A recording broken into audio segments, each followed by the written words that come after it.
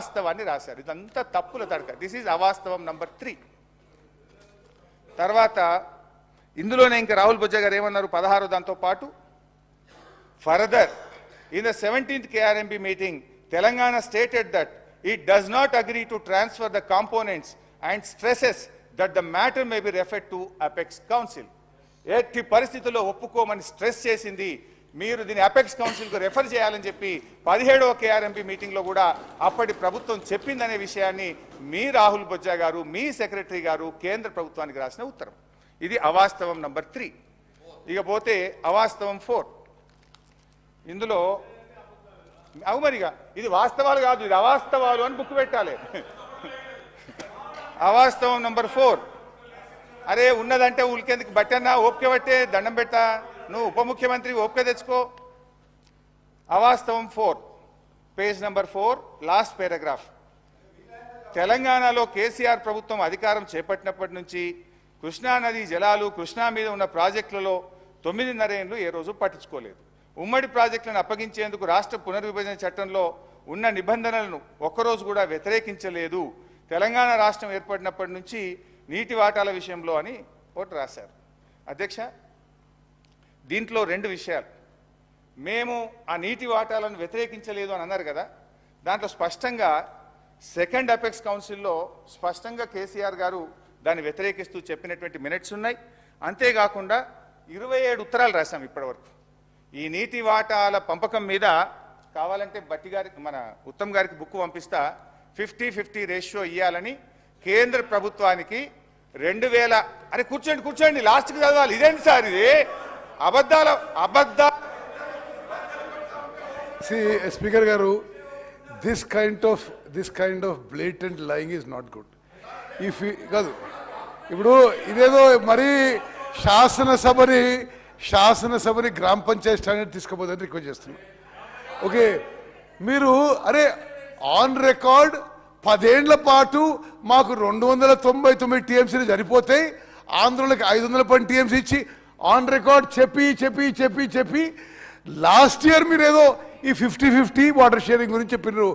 Speaker గారు, దయచేసి ఇది డోంట్ మిస్లీడ్ ద హౌస్. గౌరవ సభ్యులకు నేను రిక్వెస్ట్ చేస్తున్నా. They have accepted 512,299 TMC from 2015 to 2022. ఇప్పుడేదో ఒక పొలిటికల్ యాంగిల్లో తీసుకొని 50-50 అంటారు. మీరు 50-50 ఎందుకు అడుగుతున్నారు? Why did you ask 68-32? What is the basis of 50-50?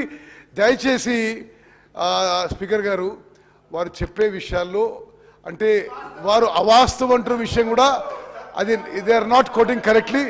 It is not correct. చాలా చెప్పేటి ఉన్నాయి మీ అబద్ధాల్ని. సార్ అధ్యక్ష, ఇప్పుడు వారు నిలబడి ఒక అబద్ధం ఆడినరు, అవాస్తవం చెప్పిన అది చెప్తా. వారు ఏమన్నారు తెలుసా? లాస్ట్ ఇయర్ అట ఈ 50-50 అనేది గత సంవత్సరం అడిగినరు, మొదలు అడగనే లేదు అన్నారు. I will read out. ఎన్ని అవాస్తవాలు మీరు మాట్లాడతారు అంటే మీరు ఏమన్నా మా మీద బురద చల్లుదామని డిసైడ్ అయ్యి వచ్చింది. కానీ అట్లా చల్లించుకోవడానికి మేము మీలాగా ప్రిపేర్ అయ్యలేము అని బయటకు పోవడానికి రెడీగా లేము. ప్రతిదీ ఆన్సర్ చేస్తాం.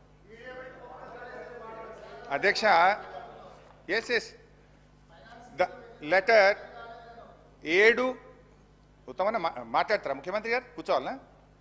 ఎందుకట్లా running comments? You are the chief minister, you are the leader of the house. Why are you speaking like that? Harish Rao గారు వారు కోరుకున్నారు. ముఖ్యమంత్రి గారు, గౌరవ ముఖ్యమంత్రి గారు.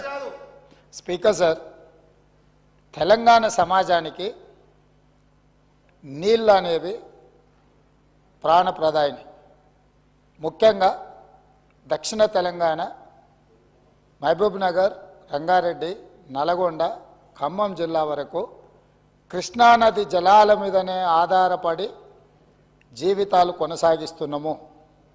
మహబూబ్ నగర్ జిల్లా 10 లక్షల మందికి పైగా వలసలు పోయి తట్ట పని, పార పని, మట్టి పని, బొగ్గుబాయి, ముంబై లాంటి వలసలు పోవడానికి కారణము 2009లో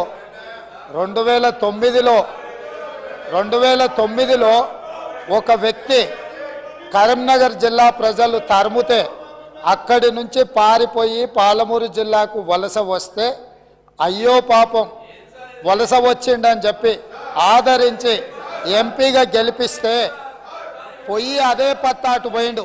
ఇవాళ అలాంటి జిల్లాకు సంబంధించి కృష్ణానది జలాల మీద చర్చ జరుగుతున్నప్పుడు ఆ మహానుభావుడు ఇక్కడికి రాకుండా ఫామ్ హౌస్లో దాచుకొని ఈరోజు తెలంగాణ సమాజాన్ని అవమానిస్తున్నాడు. ఇంతకంటే కీలకమైన అంశం ఈ తెలంగాణ సమాజంలో ఏమైనా ఉందా అధ్యక్ష? మీరు చెప్పండి. మీరు కూడా వికారాబాద్ జిల్లా కరువు ప్రాంతం నుంచి వచ్చిండ్రు కదా. ఇంత కీలకమైన చర్చ జరుగుతున్నప్పుడు తెలంగాణ సమాజానికి వాస్తవాలు చెప్పాల్సిన వినిపించాల్సిన అవసరం వచ్చినప్పుడు ఈ సభ మొత్తం మా సాగునీటి పారుదల శాఖ మంత్రి గారు ప్రాజెక్టులను కేంద్ర ప్రభుత్వానికి ఒప్పజెప్పేదే లేదు, కృష్ణానది జలాలలో పరివాహక ప్రాంతం ప్రకారం 68% వాటా నీళ్లు తెలంగాణకి ఇవ్వాలని ఒక ప్రత్యేక రెజల్యూషన్ మూవ్ చేసినప్పుడు హుందాగా ప్రధాన ప్రతిపక్ష నాయకుడు వచ్చి ఇక్కడ కూర్చొని ఈ తీర్మానానికి మద్దతు పలికి తెలంగాణ సమాజమంతా తెలంగాణ హక్కుల మీద తెలంగాణ నీళ్ల మీద ఒకే మాట మీద నిలబడ్డమని ఆంధ్రప్రదేశ్ నుంచి కేంద్ర ప్రభుత్వం వరకు ఒక సందేశాన్ని పంపాల్సిన సందర్భంలో సభకు రాకుండా ఫామ్ హౌస్లో దాచుకొని ప్రజలని తప్పుదోవ పట్టించడానికి వారిని పంపించి వారు పచ్చి అబద్ధాలు మాట్లాడుతున్నారు. ఏది ఏమైనా మొన్న నేను చూసినప్పుడు ఆ కుర్చీ ఖాళీగా ఉండి ఈరోజు ఆ కుర్చీలో పెద్దలు పద్మరావు గారు కూర్చున్నారు.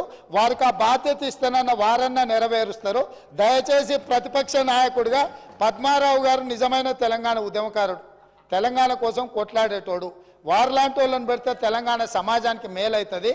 నేను ఒకటే చెప్పదలుచుకున్నా, ఈరోజు ఉత్తమ్ కుమార్ రెడ్డి గారు సభలో ప్రవేశపెట్టిన ఈ ప్రాజెక్టులను అప్పజెప్పేది లేదు అనేది మొదటి అంశము. పరివాహక ప్రాంతం ప్రకారం 68% నీళ్లు అంటే 551 టీఎంసీల నీళ్లు తెలంగాణకు రావాలి అని వారు తీర్మానం ప్రవేశపెట్టినరు. దానికి అనుకూలమా వ్యతిరేకమా మొదట ఆ విషయంలో స్పష్టత ఇచ్చిన తర్వాత మిగతా ఏ విషయాలైనా మాట్లాడమనుండ్రి. అంతే తప్ప ఇవాళ వాళ్ళ మాటల వల్ల వాళ్ళ చర్యల వల్ల శత్రువులకు బలం చేకూరుతుంది. శత్రువులకు దొంగలకు సద్దిమూటం మోసే విధానం మంచిది కాదు. ఇప్పటికైనా దొంగ బుద్ధి మార్చుకొని తెలంగాణ బుద్ధి తెచ్చుకోవాలి అని చెప్పి నేను వారికి విజ్ఞప్తి చేస్తున్నా. స్పీకర్ సార్, ఇప్పుడు రేవంత్ రెడ్డి గారు కూడా తెలంగాణ ఉద్యమం గురించో తెలంగాణ గురించి మాట్లాడితే దయ్యాలు వేదాలు వెళ్ళించినట్టు ఉంటుంది. ఈయన మాట్లాడేది అధ్యక్ష. ఇప్పుడు ఈయన గారు కేసీఆర్ గారిని కరీంనగర్ నుంచి తరిమితే మహబూబ్నగర్ వచ్చిందన్నారు. ఆయన జీవితంలో ఓటమెరగని నాయకుడు. సిద్దిపేటలో అయినా, కరీంనగర్ అయినా, మహబూబ్ నగర్ అయినా, గజ్వేల్ అయినా. మరి నిన్ను కొడంగల్ తరిమితే నువ్వు మల్కాజిగిరికి వచ్చినావా? నువ్వెందుకు వచ్చినావు మల్కాజిగిరికి? ఒకవేళ మమ్మల్ని చూపిస్తే 2 ఏళ్ళు మిమ్మల్ని చూపిస్తాయి. అధ్యక్ష, ఇప్పుడు సబ్జెక్టు డైవర్ట్ అవుతుంది కానీ అదర్వైజ్ అంతకంటే ధీటుగా ఘాటుగా నేను సమాధానం చెప్పగలుగుతా అధ్యక్ష. But I don't want to deviate.